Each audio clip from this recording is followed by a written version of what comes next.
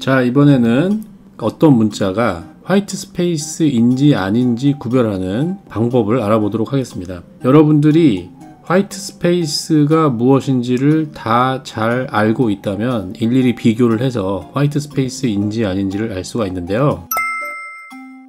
또 모든 사람들이 그런 일이 가능하다고 믿을 수는 없기 때문에 좀 더 편리한 방법을 쓰는 게 좋을 것 같습니다. 공백 문자들이 친절하게 이렇게 표시가 돼서 나오는 것도 아니기 때문에 화이트 스페이스를 쉽게 구별하는 방법 한 가지를 짚고 넘어가도록 하겠습니다. 포문 안쪽에서 이렇게 글자 하나를 잡아낼 수가 있죠. 그러면은 정규 표현식을 쓰는 겁니다. 자바스크립트에서는 이렇게 슬래시 안쪽에다가 정규 표현식을 쓰면 정규 표현식 객체가 되는데요. 백스페이스 S를 쓰는 겁니다. 백스페이스 S는 모든 공백 문자를 말하는 거예요. 그러니까 정규 표현식으로 이렇게 백스페이스 S를 써놓으면은 이게 어떤 공백 문자든 공백 문자를 의미하는 거고요. 자, 그거로 테스트를 하는 겁니다. 이 정규 표현식으로 테스트, 지금 인자로 들어온 이 글자가 공백 문자냐 아니냐 그거를 좀 판단을 해보는 거거든요. 그래서 이거를 is white 라는 방식으로 판단을 해보는 거고요.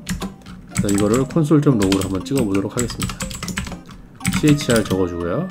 이게 화이트인지 아닌지, 화이트 스페이스인지 아닌지를 옆에다가 같이 적어주는 겁니다. 그래서 이것이 어떻게 출력이 되는지 한번 알아보도록 하겠습니다. 크롬 브라우저고요. 새로 고침하면 자, 이렇게 나오죠. H 얘는 당연히 공백 문자가 아니니까 false로 나오고요.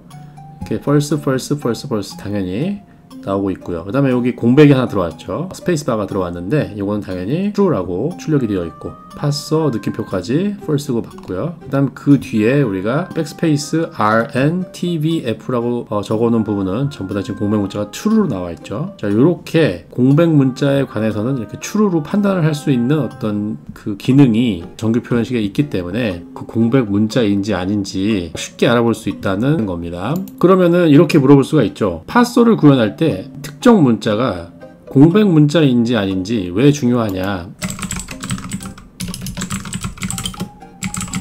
공백 문자를 우리가 파악해야 되는 이유는 첫째는 공백 문자가 연속해서 들어오는 경우가 있습니다.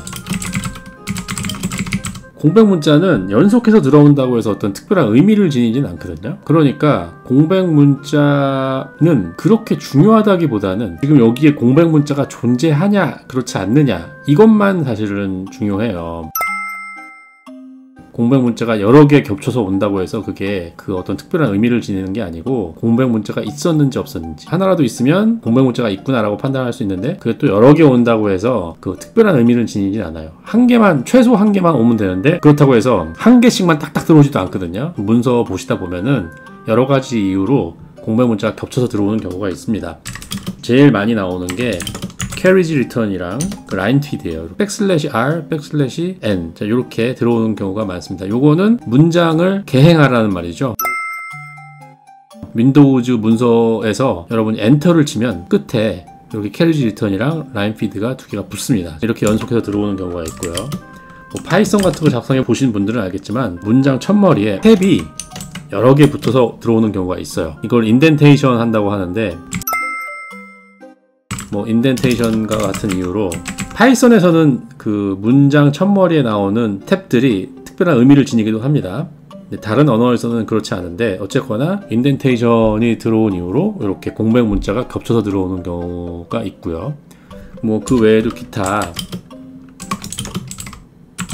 스페이스를 막 두 개씩 쓴다든가 더블 스페이스를 쓰신다든가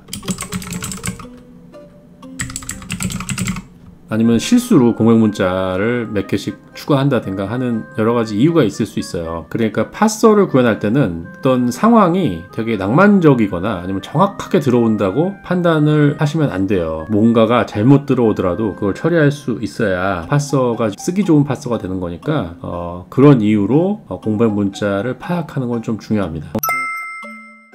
정리를 하자면 공백 문자는 토큰과 토큰 사이를 구별해주는 아주 중요한 역할을 하거든요. 토큰과 토큰 사이를 구별한다는 아주 중요한 역할을 하는데 연속해서 들어온다고 해서 특별한 의미를 지니지는 않는다. 그런데 공백 문자가 있는지 없는지 판단하는 건 되게 중요하다. 첫째는 토큰과 토큰 사이를 구별하는 데서 중요하고, 그 다음에 공백 문자가 여러 개 연속해서 들어왔는지 파악하는 것도 중요하다. 자, 이 두 가지 정도를 우리가 꼭 꼽아볼 수 있을 것 같아요. 자, 그래서 여기 포문 안쪽에 is white를 판단을 해서 이 부분이 판단이 되는지 안 되는지를 먼저 우리가 파악할 수 있는 것이 중요하다. 이렇게 말씀드릴 수 있을 것 같습니다.